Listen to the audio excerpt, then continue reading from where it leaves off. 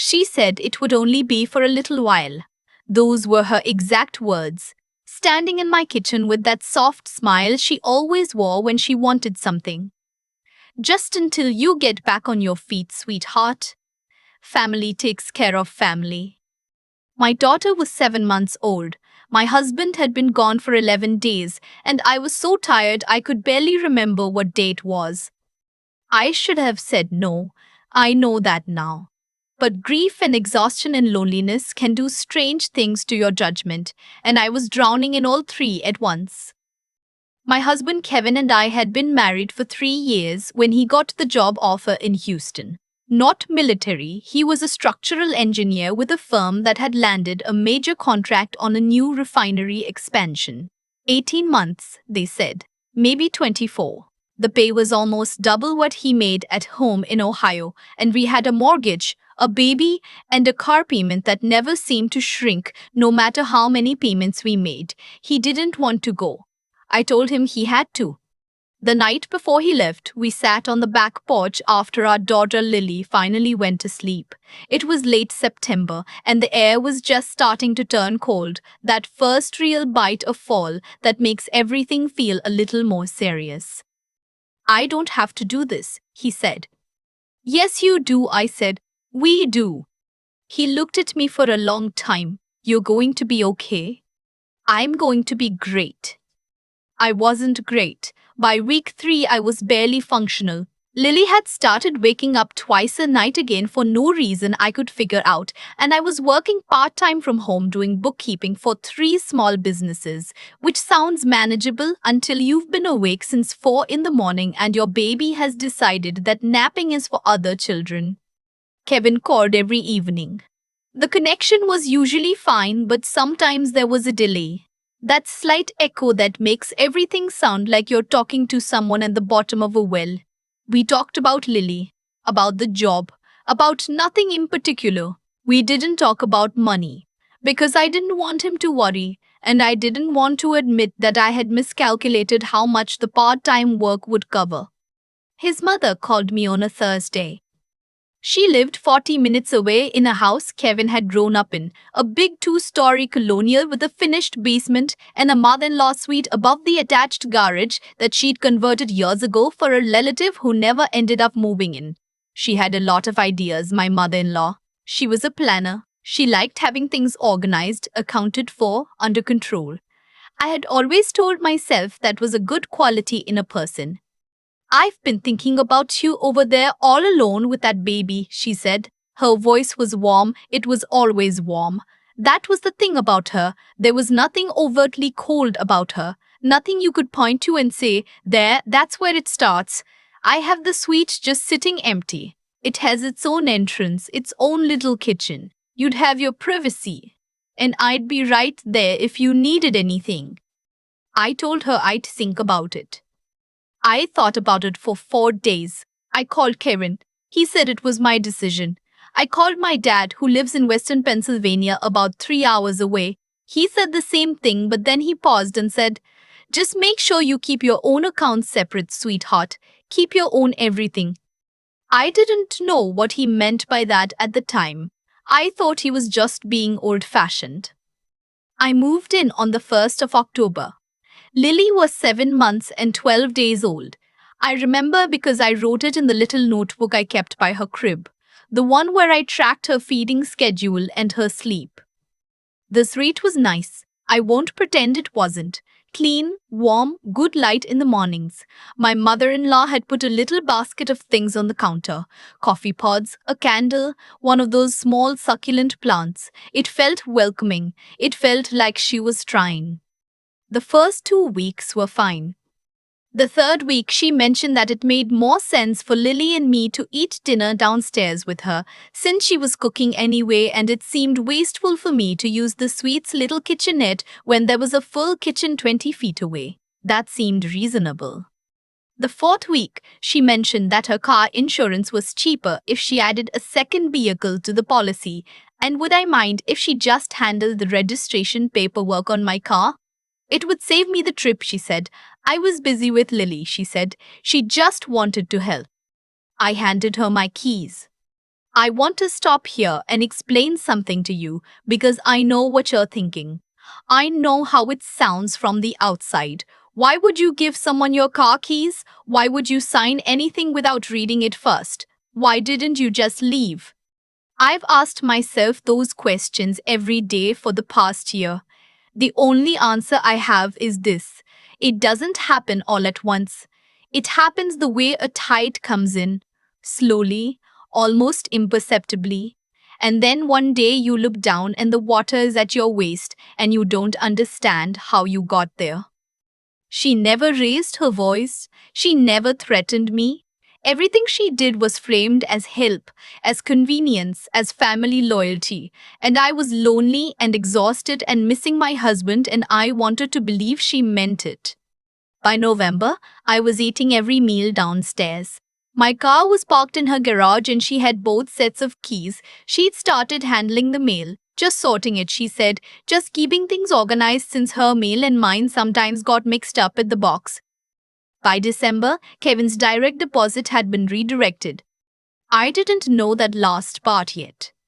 What I knew was that when I went to check our account balance on my phone one afternoon while Lily was napping, my banking app required a password reset and then told me my email had been changed. I assumed it was a glitch. I called the bank from the suite's landline. My cell phone had started having coverage issues that my mother-in-law said were because of the way the garage was built. Something about the materials interfering with the signal. And the customer service representative told me that the account settings had been updated recently and asked me to verify information I couldn't verify. I went downstairs. My mother-in-law was at the kitchen table with a cup of tea and a stack of papers. She looked up and smiled. "Everything okay?" "I'm having trouble accessing our bank account," I said. "Oh, that's been redirected," she said, like she was telling me the mail had arrived. Kevin agreed it made more sense for me to manage the household finances while you're both getting settled. It's a lot for you to keep track of with the baby. I stood there for a moment. Kevin agreed to that. Of course. She took a sip of her tea. He didn't mention it. She knew he hadn't. The phone calls had changed by then too. Shorter, with more static, and she had a way of appearing at the top of the garage stairs right around the time Kevin usually called, knocking on my door to ask if I needed anything, lingering. I'd started going to the bathroom and turning on the fan when I wanted to talk to him, and even then I kept my voice low. I caught Kevin that night from the bathroom, fan on. Lily asleep in her little travel crib in the corner. I asked him about the bank account. He said he hadn't agreed to anything. There was a long silence, the kind that stretches and stretches until both of you are afraid to be the first one to speak. "Say that again," he said. I said it again. "I'm going to call her," he said.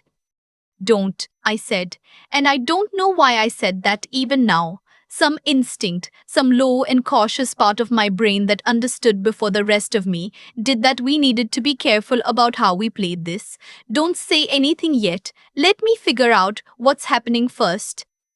I lay awake for a long time that night, listening to Lily breathe.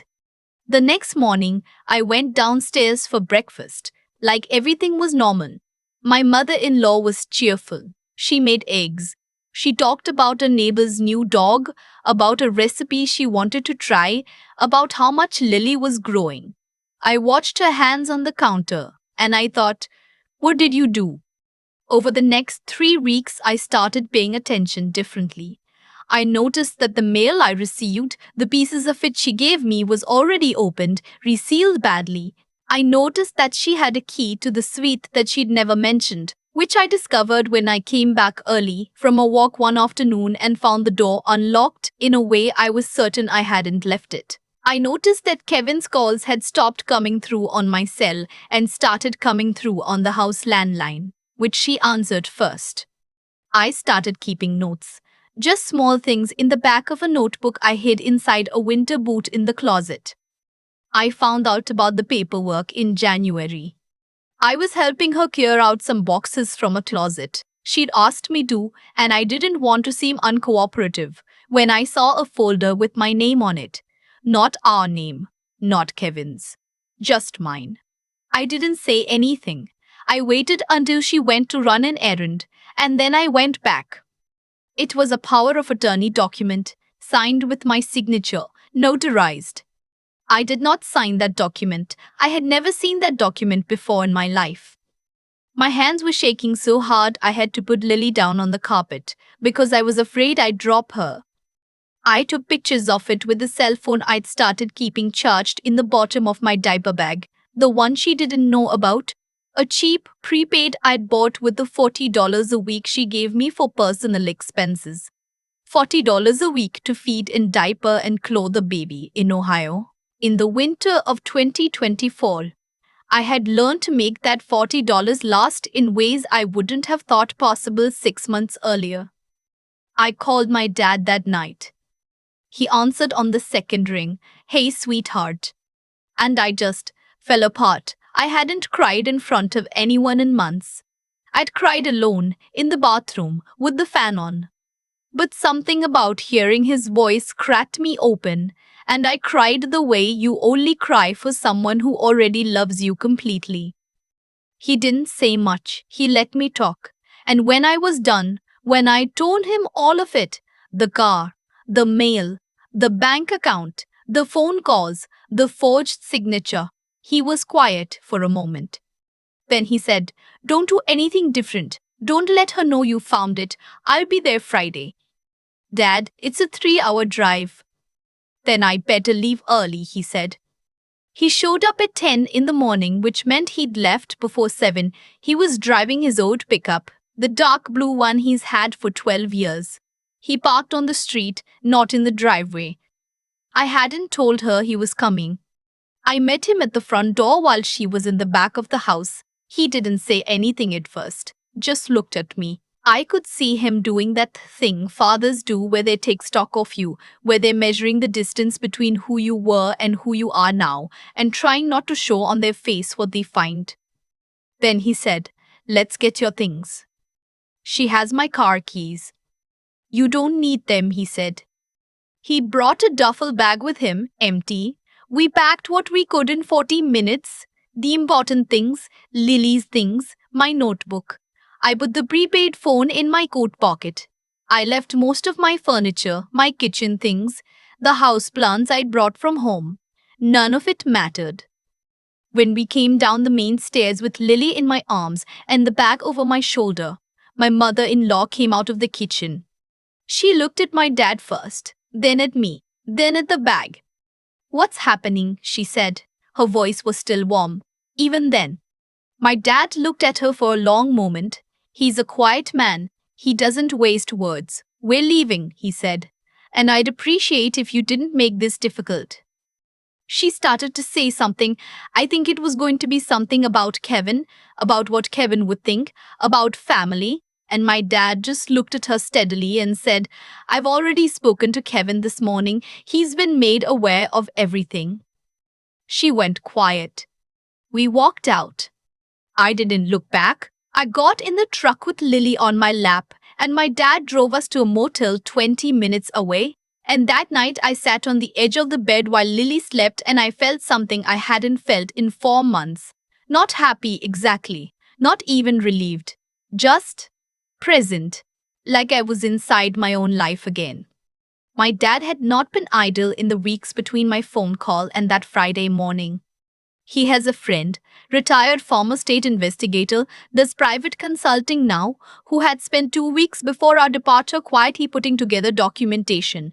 Bank records showing the unauthorized redirect of Kevin's direct deposit. Phone records showing the interception pattern on my calls. A copy of the power of attorney obtained through a separate legal channel, along with testimony from the notary, who said she had never met me, had never notarized my signature, and whose stamp had been used without her knowledge. Kevin flew home 10 days later. His company gave him emergency family leave without question. His mother was arrested on a Thursday 3 months, almost to the day, after I'd moved in with my basket of coffee pods and my 7-month-old daughter, and my catastrophically misplaced trust. She was charged with identity theft, financial fraud, and forgery. His aunt, who had been in on it, who had helped move funds into an account neither Kevin nor I had ever opened, was charged alongside her. The total they had taken, just over $31,000. That included Kevin's redirected pay, the money from a refinancing of our car that I had not consented to, and several $1,000s charged to a credit card opened in my name. At sentencing, his mother received 3 years probation and was ordered to pay full restitution, which she is still making monthly payments on. His aunt received the same. There was no jail time, which I won't pretend didn't sting. Kevin's attorney told us that first offenses with full cooperation and restitution agreements almost never result in incarceration in Ohio. I understood it. I didn't love it. But the money came back. That's the part I didn't expect to be as meaningful as it turned out to be. The actual return of the actual money, the balance in our account climbing back to where it should have been. There's something about seeing a number that means you can pay your mortgage, feed your daughter, breathe. That is quietly, privately, enormously important. Kevin cut off contact with his mother completely. That was his decision, not mine.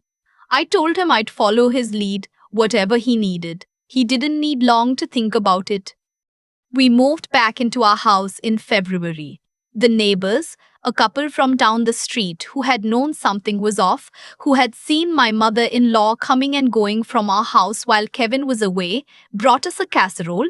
I stood at the door holding it and felt something warm move through me. Lily is 16 months old now. She has 6 teeth and a strong opinion about bananas, and she laughs when the dog next door barks, which she finds apparently hilarious. Kevin is still with the firm, but he negotiated a return to the Ohio office at a smaller salary bump. We decided together that what we needed more than the money was to be in the same house, in the same city, in the same time zone. My dad came for Easter. He sat at our kitchen table and held Lily and drank his coffee and didn't make a big deal out of any of it, the way he doesn't make a big deal out of anything. That's the thing about him. He drove 3 hours, helped me pack a bag, walked me out of a situation that had swallowed me whole, and he never once said, "I told you so." Never once said, "I warned you about keeping your accounts separate." He just showed up, and that was enough. That was everything. I think about what I would tell someone in the position I was in, someone lonely, someone exhausted, someone whose judgment has been worn down by months of isolation and sleep deprivation and the specific grief of missing the person you built your life with. I'd tell them this: the help that costs you your independence isn't help. It's a transaction, and you're the one paying. And the moment something feels like it has to be this way, like there's no other option, like you have no choices, that's the moment to call the person who loves you most and say exactly that. Because they will come. The people who actually love you always come. And they leave early to make sure they get there in time. I still think about the moment I found that folder with my name on it. My hands were shaking so hard I had to set Lily down on the carpet. And the thing that hit me hardest wasn't the anger. It was the shame, not because I'd done anything wrong, but because I hadn't seen it coming. I had handed someone my trust, my keys, my access, my silence, and told myself it was family. I told myself it was fine. That shame taught me something I don't think I could have learned any other way. What my mother-in-law did had consequences. Not because the universe is fair, not because good always wins, but because every choice creates a trail. She forged a signature, and there was a notary.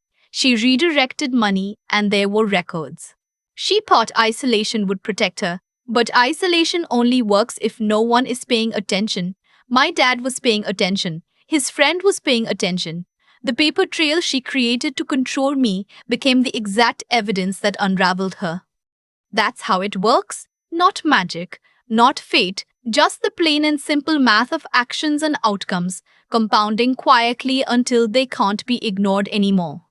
What I wish I had carried with me into that garage suite, what I'm still working on building in myself, is the kind of clear-eyed judgment that doesn't get worn down by exhaustion or loneliness.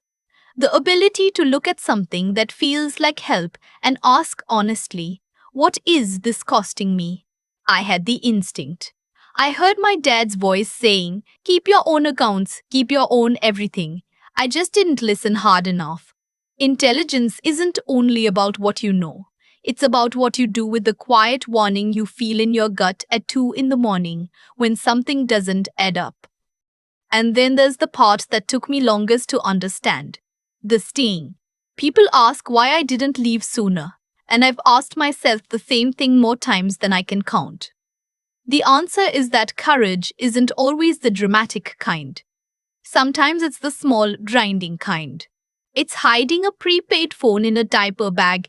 It's writing things down in the back of a notebook tucked inside a winter boot. It's calling your dad from a bathroom with the fan running because you finally admitted you need help. That was the hardest call I've ever made.